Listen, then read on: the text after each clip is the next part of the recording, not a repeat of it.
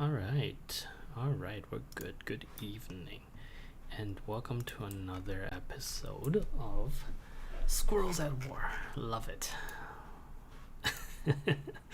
um, yeah, because this is just easier than humoring a bunch of dudes who only want to see me struggle to find words. So no, yeah, today I'm doing something that's basically completely irrelevant to you guys. So if you guys don't want to watch, you can go. It's okay. I won't get mad. It's just our friendship. yeah, I had a feeling you guys would stay. Because I mean, what else do you guys really have to do, right? Like, come on. Anyway, so today we are starting with. Oh, come on. Oh, there we go. We are starting with another day in the life of our squirrels. They have so if we remember from last time on the 13th, there has been a huge offensive that was launched by both the collective 51st and 52nd Corps, and I mean, obviously it's just to take advantage of whatever they can find, but as of now there has been some very interesting movement here in the balcony that the technocratic 9th is sitting in. So with some clever achievements, perhaps the collective will have their very first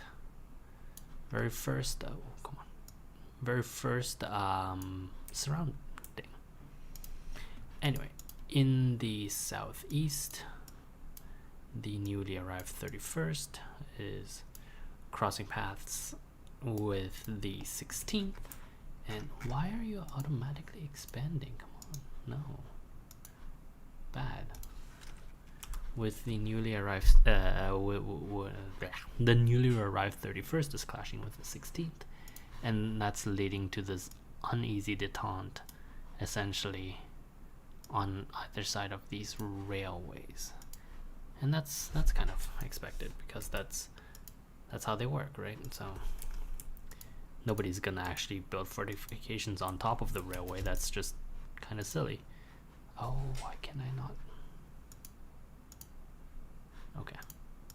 Can I click the line now? Excuse me? Hello? Am I not able to click this line either? What's going on? Oh, it's because they were drawn on here. Why were they drawn on there? That's so weird. Okay. Can I click on this now? Thank you.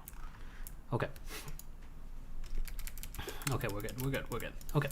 So, yeah, the 14th. Why are you auto-expanding? I'll figure this out later. Whatever, it doesn't matter if it expands for now. So let's see where this will go. The 9th is holding there. These are very tall buildings, which makes it very difficult for the 9th to for the 19th to actually push in this direction. And yeah, so the 9th does have some fairly okay escape routes. Like they can always fall back to this line, and in fact, actually, we should put that in there. I might have some regiments in here. Yeah, let's put a regiment in here. So this is is it boring for you? Well, I'm glad. 784th Regiment. There we go. So this 7084th that belongs to the 9th is holding this secondary line. Just so if worse comes to worse, the 9th can sort of move in this direction. However, we've done some of the maths, and by we I mean I, and by math I mean rolling the dice, and it turns out that the 3rd Division isn't holding, especially in this particular area, which means that suddenly there is a protrusion that goes like, I think something along these lines. Yeah, so something along these lines, and suddenly things are looking a little bit difficult for the technocracy, because suddenly, you know, this line here is fine, but if the collective manages to get its way down the Cornhill Valley, while suddenly these 3 divisions are in a little bit of danger, right? Like the 9th, even if it retreats to this position, what is that going to do? In fact, I can tell you absolutely nothing. That's how that works. So we are doing that, but and this is a big stinky bottom. The technocrats have their own little reinforcements in the form of 2 new divisions. Oh, I don't have the second icon. Let's grab the second icon.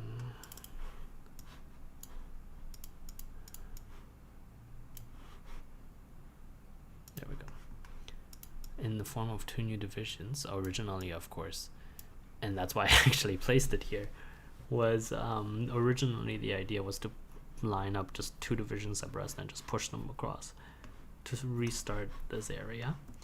But obviously, since the attacks in the northeast have become more troublesome, and since the advance of the 16th has bogged down here just south of the railway lines, it becomes a little bit more difficult to anticipate.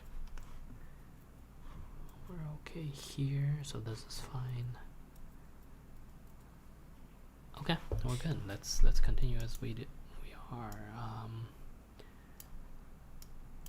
Just going to pull up my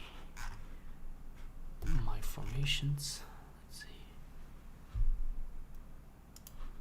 You shall be the 12th.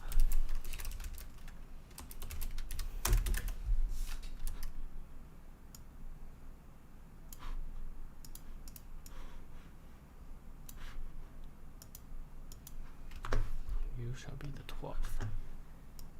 And so the 12th Division has made it across the London Bridge and is now, well, we know where it's aimed, right? It's aimed in this direction because it has to be aimed in this direction because no, it's not aimed at my old workplace, thank you. It's aimed in this direction because it has to come, well, because there is a bit of a faff over there, right? So we have the 12th, and let's also add the 17th. So you are the 17th, and actually that's a good question. I'm surprised because I thought you guys were just making fun of me in the background. That's actually an excellent question. I don't really I don't name the divisions ahead of time because in the grand scheme of the story that doesn't really matter, right? Like once they are on the field, like the 3rd and 2nd, and they have sort of a history associated with them, then you know it becomes more important, as you know, like how Caesar had his legion and how every formation takes on character, blah blah blah blah blah, and all of that good stuff. But before then it doesn't matter, right? Before then it doesn't matter. And if we go into history, we'll see that like it's really luck of the draw for whether how do I say this, which formations end up being celebrated and which are just sort of forgotten by history.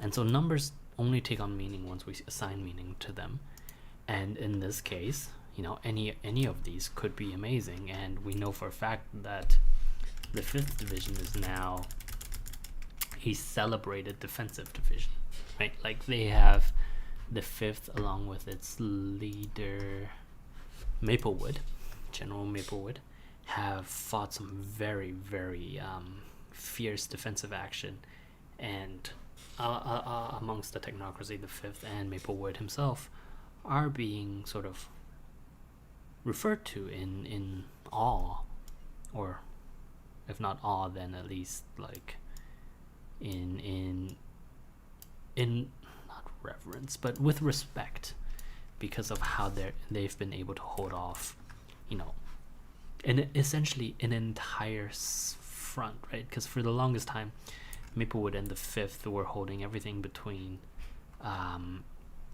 King William Street, Moorgate, whatever, and then down Queen Victoria, and then down Queen Street, and all the way down the A300. And so that's important, because these are important points that need to be defended, and because as a formation they've managed to do so quite well, they should gain fame for it. That's generally how it goes, right? One quick second. What? Why is there a board meeting? Oh, ignore me. I'm just gonna mute the mic for one quick second.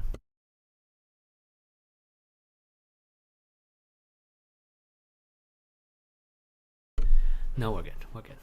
Nothing wrong. No, you didn't hear that. You didn't hear that right. I didn't say that.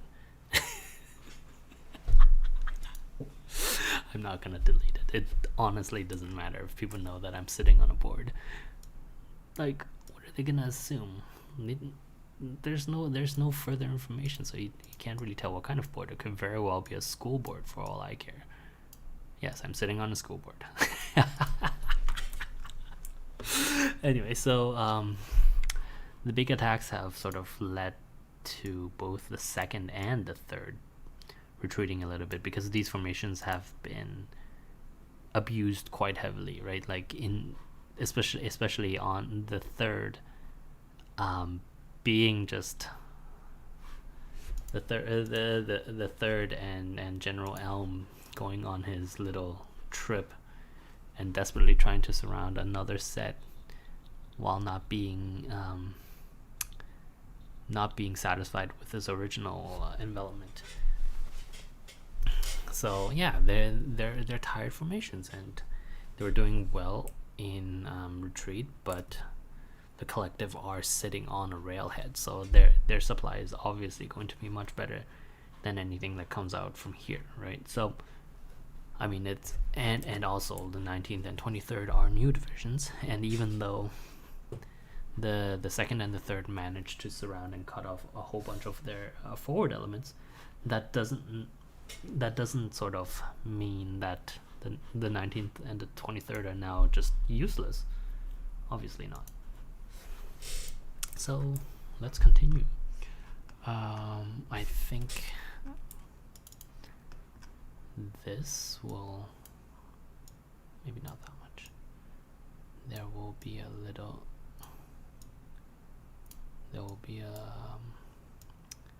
just a little bridgehead that was established by the third, and coincidentally the third is the one formation that was liberated by the second and I think it was the 53rd.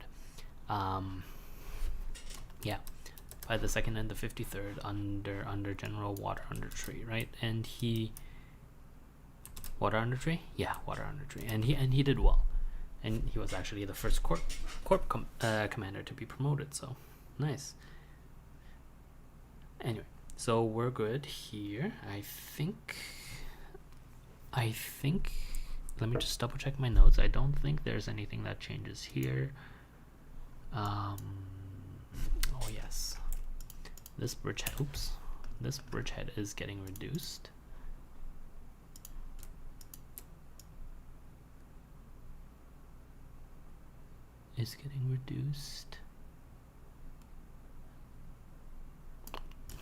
Let's say to here. Why not, eh? Okay, and then so obviously this has to go along.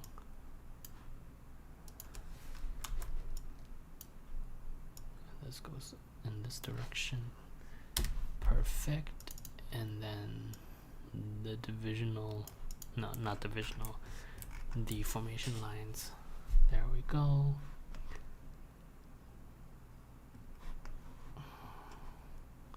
You know what's interesting? Now I wonder what the 53rd is thinking.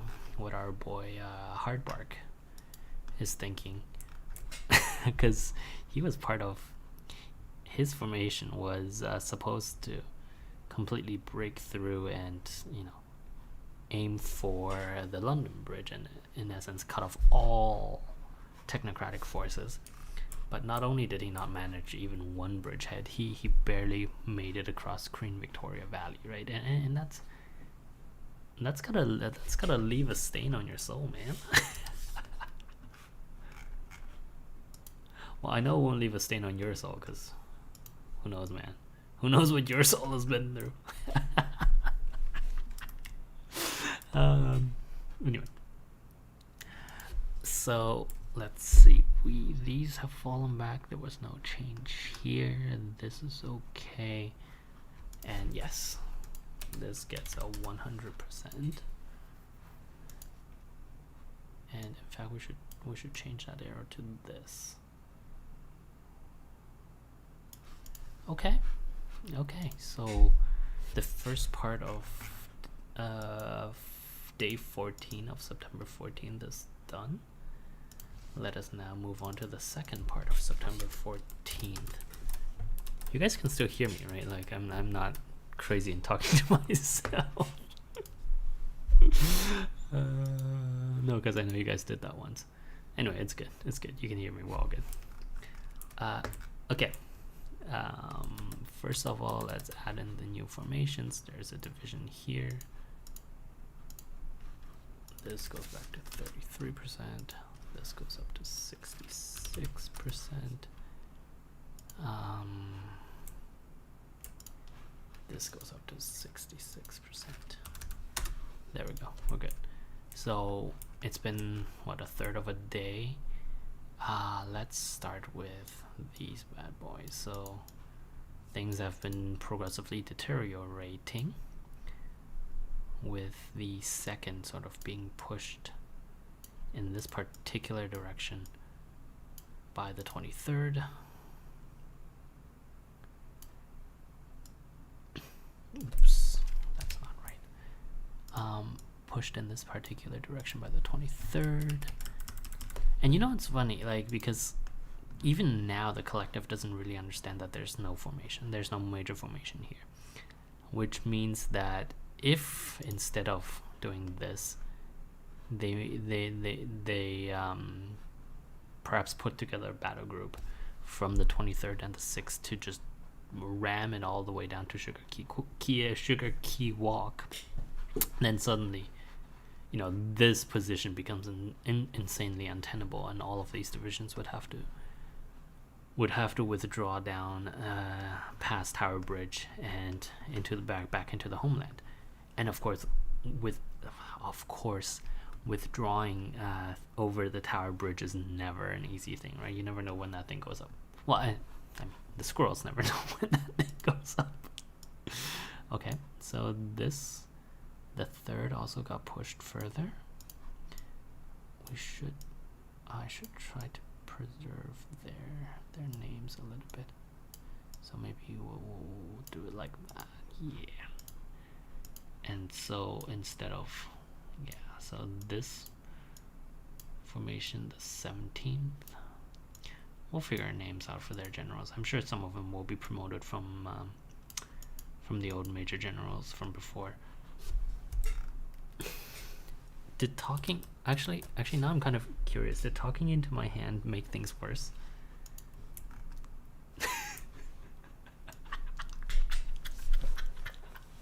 I don't even know why I ask you guys, man. Why would I even bother? For those who don't know, in my group of friends, when I asked, did talking into my hand make things worse, the reply was, your voice is crap to begin with, so it doesn't matter. So, well, there we go then, I guess. We're good. It doesn't matter. It doesn't matter.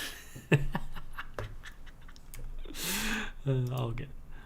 Okay, so let me just do this. I want to, no, slightly further in like this. We are actually going to create a defensive line here that the 12th will see itself onto. Actually, no. It'll be here, but not like that. So that goes away because that's no longer necessary. It'll be here, and then the 12th will essentially this concept called advance until contact, right? So the 12th will push as hard as they can, see until they are in contact with the enemy, and then essentially evaluate the situation then. And the idea is if they can make this particular line without having to essentially defend Philpot lane, then that is one less valley that needs to be fought over. So that should be a particularly important thing to fight over. And the second is in no position to really help right now. Oh, also, if they manage to push all the way down and manage to gain, the heights at HMRC, then they can save the 5th. But that's besides the point now. So the 19th has essentially gained Lloyd's of London. This remains a thing where they are attempting to cut off the technocratic line. Let's add. Oh, sorry, I'm still. Sometimes my mind just wanders to things like the. No, never mind. No politics in this. No, I'm not going to talk politics with you, especially you. I'm not even going to do it with you in the near vicinity. I don't know why I just made hand gestures. No one can see those. So this is now gone. The 9th itself, because it's so overstretched from having to defend these positions, has had to give up. Ooh, there we go. Several key areas in the north. Like that, I think. No, like this. Yeah, we're good. So then this and this gets pushed forward. There are some minor bridgeheads that has pushed the 9th forward, and 9th backwards. This, oopsie-daisy, this moves in this direction, then the collective 9th moves up, and there has been no change here, no change there. I think that's about it. Yeah, the major two formations that are coming up are the 17th and the 12th. Did I already do this one? I can't remember. No, I didn't. Good. Oh no, I did. The core headquarters moves up along the line of axis of the core. There's no movement here. Okay, so we're good. So the 52nd was in a position that looked like it might have been untenable because there was a balcony above, and then the 15th and 16th made a mad dash to the Tower of London. But now, given that the railway, this area is fairly well under control, and the 15th and 16th themselves are both, well, at least the 16th is just like shedding divisions all over or formations all over the place. For example, the 362nd lost that. It lost a regiment, a reinforced regiment here, and lost a whole bunch of manpower too. Oh, has it been that long already? Oops. Okay. Let's wrap it up. The reason I didn't stream yesterday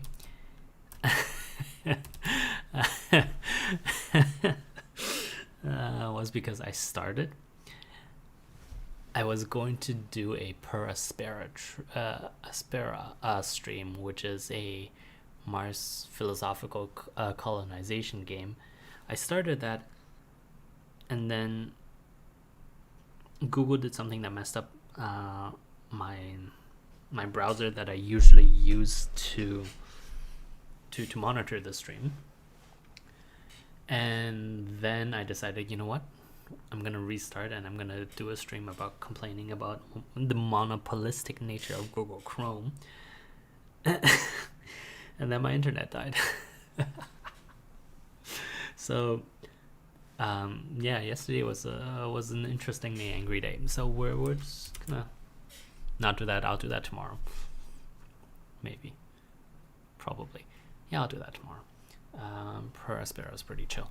Yeah, so thank you very, very much for watching today. I don't even know what I did besides, you know, talking about squirrels. But that in its... No, I did not do that. Thank you very much. But it was fun, and I like talking about these. Even though this might... Like, I might literally be the only person in the world that enjoys this hobby. Doesn't matter. I enjoy it. And I mean, at least one other person has enjoyed it enough to sponsor me to make one. And he's actually still, yeah, quite involved. So I guess I haven't scared him away. We're all good then. And so thank you very much for watching. In conclusion, yes, thank you very much. Download Firefox, don't use Chrome. We're going to talk tomorrow about why Chrome is monopolistic in nature and why Google will sooner or later, fingers crossed, receive another lawsuit for Chrome itself as opposed to for the search. And that's it. Good night. Yes, and